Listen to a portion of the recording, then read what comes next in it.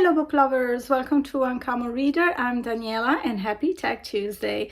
So I have so many book tags to catch up with, but today I'm doing the 8 memory book tags, and I was tagged by the one and only Pat of Book Chat with Pat. This tag was created by Paul, the accidental bookseller. I want to read what Paul said about creating this tag. What are 8 books that you see on your shelf or that you remember reading where that sight evokes powerful memories regarding moments in your life or key experiences? Similar to when you hear a song and it transports you in memory to key moments or period in your life. What 8 books do the same for you and why? It's carte blanche on how much information someone wishes to impart or not. It's an opportunity to give subscribers a little more detail on how lives connect to books via experiences. Also, it gives listeners to our book memories more information about us for when we are no longer here to tell them. Okay, I'm gonna start with removing my glasses. The obvious book, and I'm gonna sort of try to put them in a chronological order. The obvious book for me to start with is Little Women, and I feel like every woman in her history will have to go back to this book, which is such a formative book in a way. For me, Little Women was a window to what life could be as an independent person. It actually, the character of Jo for me was so captivating. She was so fierce, and I really wanted to be like her. It was definitely one of the characters in my childhood that guided me towards a certain path where I was really claiming and longing for independence rather than, oh, I want to get married or Prince Charming and have lots of kids. So I guess that in that way, this read really sort of established what kind of woman I wanted to be.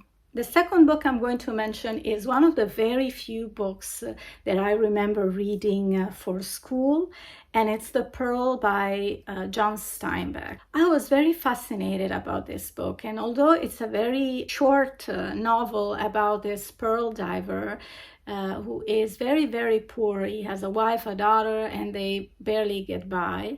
But one day he finds this huge pearl, and with that comes hopes for a better future. And what was interesting for me, it was to see how Kino, the protagonist, once he got wealthy, and so his personality changed. So it changed also the relationships with others, with his wife, with his daughter, and also with the people around him. It really felt like he was cared that everyone would want a piece of him now that he was, wealthy. So it made me really reflect on the power of money. And you know what? Now that I'm thinking about it, it feels like that book really shaped my relationship with money. I never wanted to give it too much importance. I mean, it's important to have, some money to get by.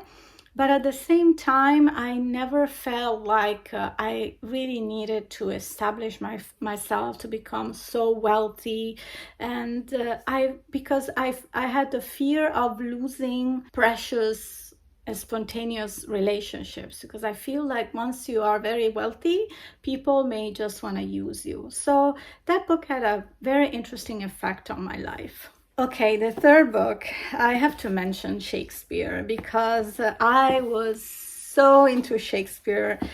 I think I started reading it when I was 13 or 14, and this wasn't for school assignments. My aunt, who later introduced me to other authors that I'm going to mention in this video, bought me my first copy of Hamlet, and this was from 75. So actually I was 9 back then.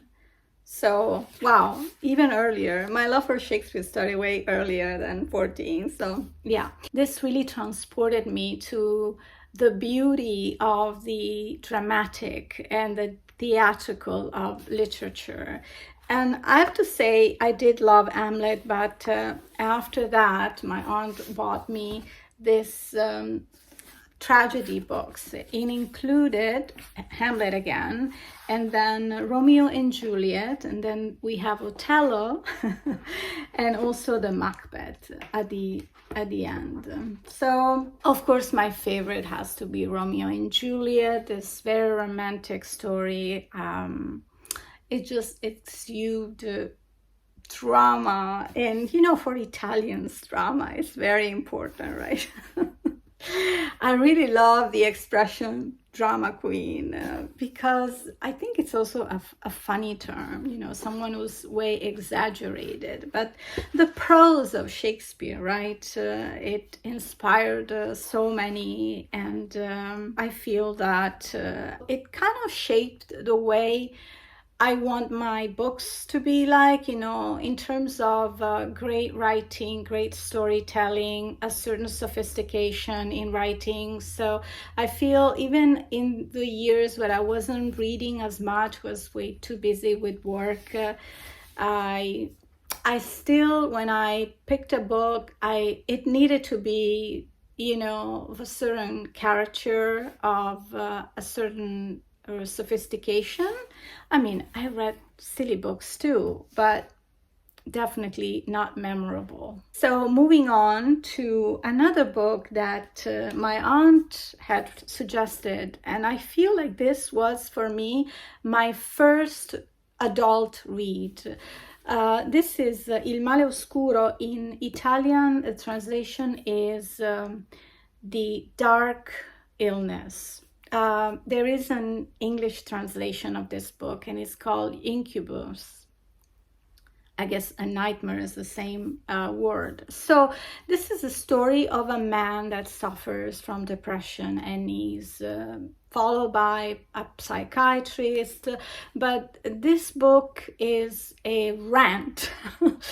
It's a crazy rant, because for me the language was just very, very impactful, and the style of the narrative was so unique at that time for me, because it barely has periods and commas. So it's like a constant rant where this person describes his life, his problems with his parents, with his wife, with his lover, and it just goes on and on and on. And you think like, whoa, that's like a little too much. But in a way, there are some moments of sardonic humor, and you're just so hypnotized by the writing style.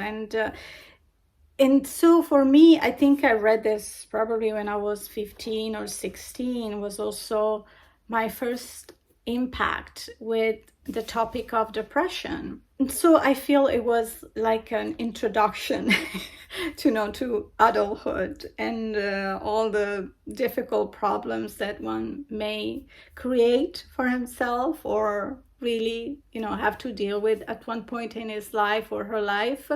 So for me, it was an impactful read because of the topic, but also because of my encounter with this unique style of writing. And I feel like, I would need to reread this to discover maybe more details, because when you read this at 14, maybe I don't know how deep you can go into the mind of an adult, and I might reread this next year. I don't know.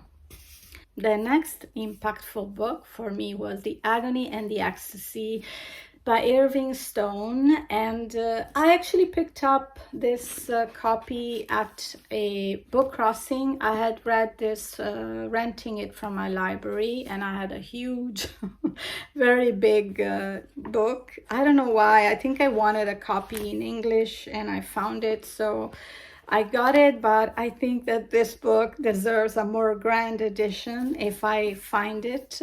So this is the biography of Michelangelo. And it's so well written because you feel like Irving Stone knew Michelangelo by person. I really enjoyed discovering a lot about his personality and his career. And it was the book that actually got me interested in the Renaissance art. It got me so involved that I started reading more books about art, and later it got me to appreciate other periods in the art, like, for example, the Impressionist, which I also adore. So this was the start of, developing my passion for art, and I have to thank Irving Stone for that. Okay, we are getting close to the last 3 books. So the next book is by, I always talk about him, Emmanuel Carrère. So the first encounter with this very unique writer is V13. So this is a powerful account of the Paris terrorist attacks in 2015, and for 10 months he followed the historic trial of 20 men that attacked the Bataclan and other places in Paris. This is a testimony of the thousands of victims and the only one accused that shared their stories. But it's not about just a trial. This book is about the people involved, the survivors, the families, the lawyers, the law system in France, which is a very interesting part as well. And also what got me so curious is that Carrère really wanted to get into the terrorists' minds to try to understand the reason that lead them to martyrdom, which was a very potent part for me. The sensitivity that he uses was so touching for me that I got very curious about this writer, and it got me to read more and more of his books. In fact, now I'm collecting them all, and there is a new book coming up early September or late August in France only, but I have a friend in Paris who's going to ship it to me. So I'm so looking forward to read his next book. And I'm very fond of his writing because he's also someone that often talks about current affairs, and he's researching deeply when he speaks about a subject, and he also gives his opinion. That's what I like. He never shies away from that. And so I feel somehow very attached to him. For me, any of his books have equal importance, but V13 is the one that got me hooked, and finally is also available in English if you want to give it a try. So moving on to an Italian author, one of my favorite new Italian authors that I didn't actually include her in my Women in Translations, but I will maybe in the future. Her name is Ilaria Tuti, and unfortunately this is not translated in English, but I had to talk about this book because it was a very important book during a very complicated time. A complicated time for everyone, because I read this book during the pandemic, and I was stuck in Italy. Although I moved in Italy in 2011 for family reasons, I was still going to US 3-4 times a year. I was still working as a photographer. But during the pandemic, everything changed. I had to stay home for several months, and I picked up reading, and reading was my salvation during that time. Also, I had a very conflicting relationship with my region, because since I was a child, I really wanted to live elsewhere. And so I did, because when I was 20, I started going as an au pair to London, and then I moved to Milan, so I was always away from home. When I returned, though, it was just to be with my sister. My parents unfortunately died very young, and going back to this book, it came to me via a friend, and I bought this copy later after reading that landed edition. It really connected me finally to my region, and through connecting with the women protagonists of this book, that could be translated as flower from a rock, or rock flower, something like that.